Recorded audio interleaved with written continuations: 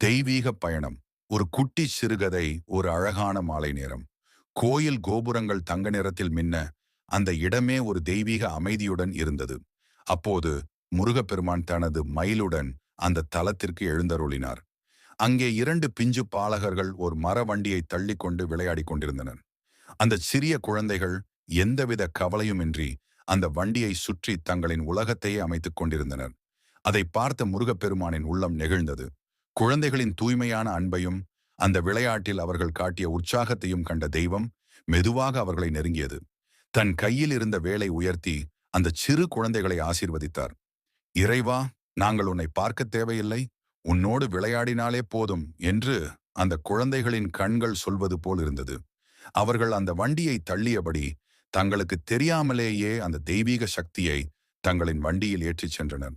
எந்த ஒரு பெரிய பூஜையும் மந்திரமும் தேவைப்படவில்லை.